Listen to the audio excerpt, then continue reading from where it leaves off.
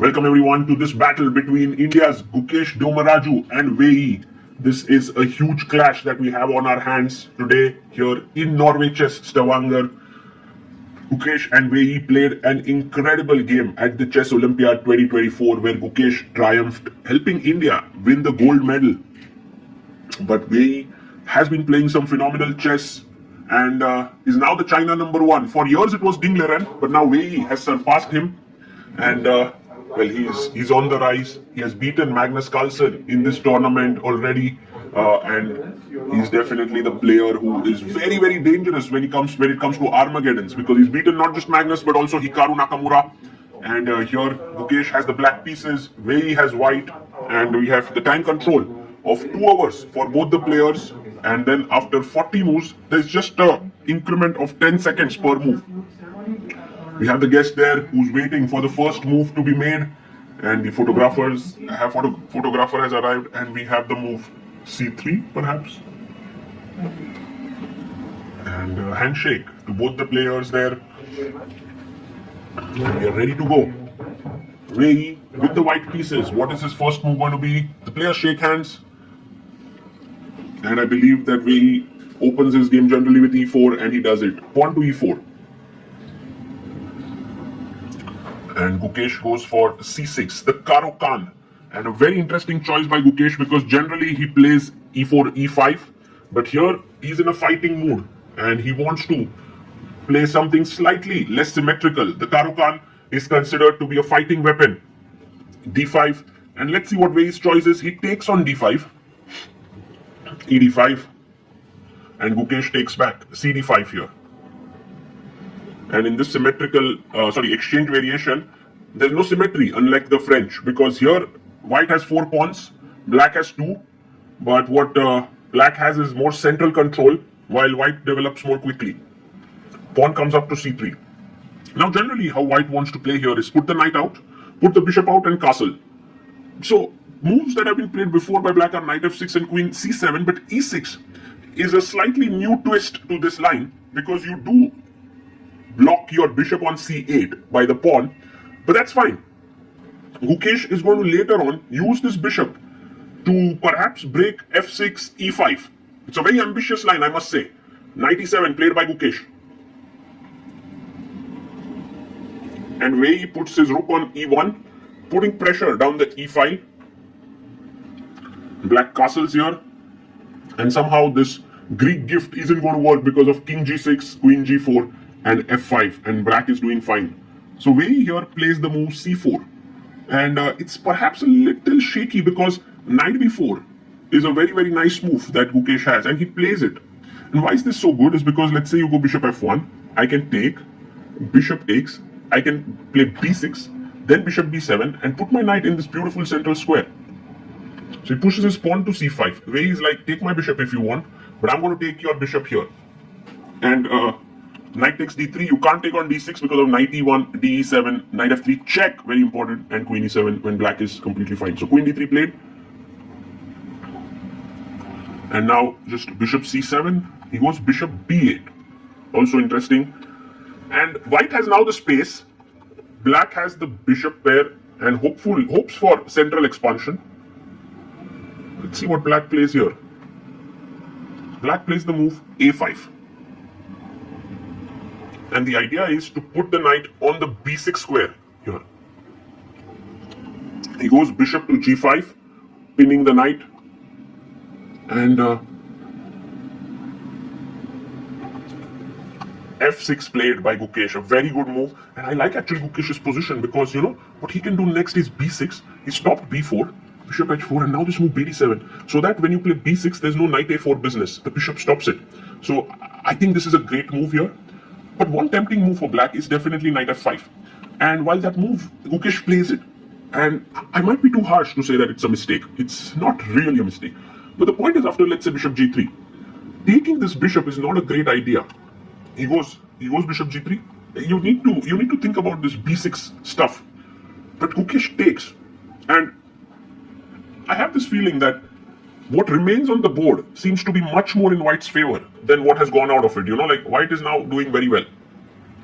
Maybe you want to go g5, but that's really a very, very dangerous move. He goes bishop d7. It's a nice move, but b3. I love this move by Wei because he's going for a3 and b4. Very strong idea. He goes rook to e8. And now, I mean, you could have even thought of b6 first, but maybe he was afraid of c6, bishop c6, rook e6, which is the reason why he went rook e8 to defend the pawn. And Gukesh, after a3, goes rook e7. And so he's kind of given up on the idea of b6 because he realizes that it's actually white's terrain there. And maybe he wants to go this bishop e8, bishop h5 ideas. b4 by Wei. And Wei playing so logically here, he's putting pressure on Gukesh for sure.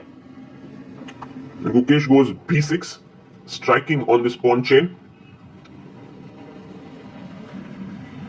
And Wei comes back to the board.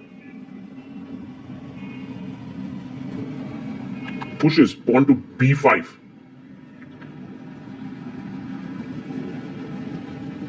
Look at these pawns. They're so dangerous. Bishop e8. It's as if like black is getting crushed for space.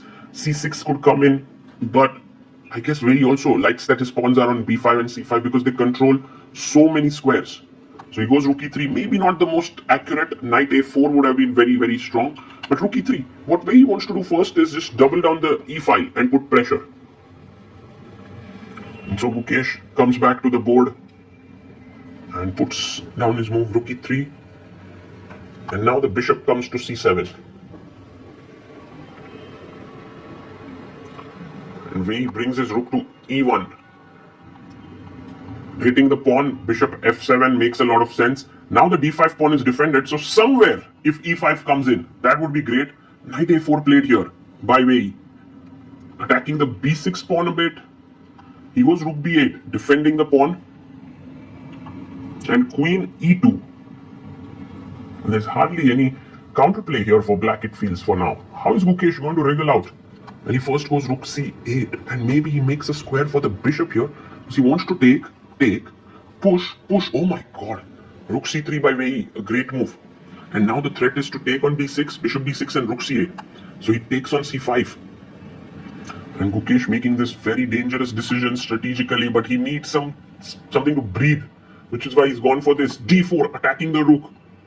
Wow, the rook has to move. Maybe rook d3 here could be an idea. He plays his rook to d3. And Gukesh goes rook d7. He defends the pawn here. And now pawn to b6. Oof, the bishop is pushed back. If white would have gotten c6, it was game over. But c6, difficult to execute.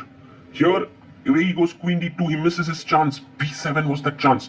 If rook b7, knight d4, and white has excellent control in this position. b7 was super strong also. Rook c7 doesn't work because of knight b6. But turns out queen d2 is what Wei wants to do. He wanted to attack here and here. Gukesh is like, take the a5 pawn if you want. I'm going to play in the center. Queen takes a5 has been played here. And now these pawns could become dangerous because Gukesh, look at this. Bishop comes to life. All of a sudden, things are changing. Knight d2. The bishop is stopping the pawns. And f5. The time on the clock also 12 minutes for Gukesh, 11 for Wei. The position has sharpened like anything. Queen b4. And Gukesh goes queen f6. And he's going to, at some point, try for the e4 move. f4 played by Wei, trying to weaken the d4 square. Pawn takes pawn by Gukesh. And now, he can just take on d4. He takes it. Queen d4. And does Gukesh want to keep the queens on the board? It could be very dangerous potentially for white to keep the queens. Queen h6 is a great move. But Gukesh decides to simplify. He takes on d4. Rook d4. Attacking the bishop here. And now, bishop c6. It's turned out in the way that suddenly the knight is attacked. And so it takes, and if the knight moves, c5 is falling. And b7 played here by Gukesh, by Wei. Gukesh goes rook d8 super quick, knight jumps in, bishop comes to c6. Gukesh has 5 minutes 34 seconds. Wei is down to 1 minute 39 seconds, knight to c4. The knight jumps in, knight wants to go to a5, then c6, c7, but he takes the pawn. Bishop takes b7. G takes f4 played, and now bishop takes f4. Chop off this pawn. It feels like Gukesh is going to win this game, although the position is still even, but with such less time on the clock for Wei, and these two bishops, so dangerous. King f2. It's very tough to defend. Rook d3 played. And now he must go knight d7, trying to create his own play. The way he does play, oh, he goes knight c8, not the best move. But he is trying for some kind of a mating attack here on the king. But just h5, very strong. Gukesh also down to 1 minute 19 seconds, 52 seconds for him now after h5. Knight comes to d6, he's attacking the bishop here, and this rook c3, fantastic move. If you take on e4, I'll take on c4. So he goes check, king h7 played. Clearly winning position for Gukesh now. Where he goes rook f8, but no, rook c2 check is game over. If you go here, let's say king g1, bg3 with a mating idea, and if you go king e1, then still it's lost because of bd3, and I have check and mate. No, but Gukesh goes bg3 first, king e2, and Gukesh here plays bishop g3, king e2, takes the pawn on g2. The knight comes to e3 now, attacking the bishop. He goes bishop h3, defending. Still some chances here for Gukesh. After that mistake he made, takes, he must give this check, and then king d2, play rook f3. And this h-pawn is super strong, but he makes an error here. Bishop e5. It's so complicated with these knights. Knight e4 jumping in, he's threatening a check. If you go king g6 here, knight h4, it leads to a mate. That's how strong these knights are. He goes bg4, king d2. And Gukesh, with just 20 seconds, chops the pawn, hopes that there's no checkmate here. Knight e7 played. Maybe the threat, knight g5, check here, rook a2, king d3. And Gukesh makes a quick check, gaining 10 seconds on the clock. King goes to c4. And now bishop f6. That's kind of a bailout move here. Knight takes, pawn takes. What a tense game this has been. Rook takes f6. Pawn goes to h4. c6 played. And h3. The rook tries to come back. And rook g3 with just 3 seconds on the clock. The bishop does control the queen in square. Knight comes back to d5. King comes up. So that was a check. Knight f4. He plays king to g5. Pawn c7. Anything can happen still because of lack of time. But the position is equal. King comes closer. He goes behind the pawn. The knight jumps in. Gukesh brings his rook back to c6. King comes in. King h4. Threatening king g3 and h2. Rook to b2. Bishop to f3, attacking this knight here. The knight drops back. Can he simply take the pawn? Yes, he does. King comes to f4. Can Gukesh use his h-pawn to queen here? Bishop c6. And now knight check. King h5. The rook jumps in. He's coming back from behind. King g6. Rook h8 played. And bishop to d7. Alvei gives a check first, king goes back, and now takes on h3. Gukesh gives a check, but it's not going to help now. If he tries to attack, he'll just defend it with rook f3. He will be very sure about his move. Bishop f5, and the players agree to a draw. What a game this was, what a game. Wei was completely winning out of the opening in the early middle game, and Gukesh fought back, was completely crushing. Both players just don't know what to say. They just don't even know. The arbiter says there's an Armageddon after this. They're like, oh my god, we have to play another game. What's that? We just had an absolutely intense fight right now. And well, that's the nature of Norway chess.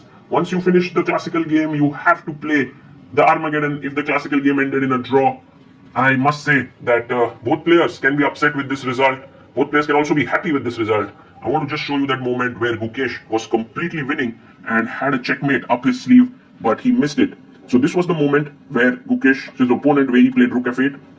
And now this move, rook c2, is very strong. If king goes to f1, then there is a mate, which is very pretty. Check, king e1, check, king f2, and checkmate. So this pattern is very nice, where the bishops take away all the squares and the rook delivers the checkmate. And if the king goes to g1, then I go bishop g3, once again threatening a mate, and after knight e3, which is the only move, you lose the piece. And if you go king e1, then you go same idea with bishop d3, threatening a check, and king f2, there's a checkmate, which is unstoppable. So this was the chance that Gukesh had, but he missed it by playing bishop g3, and then letting the king escape here, and then the game ended in a draw.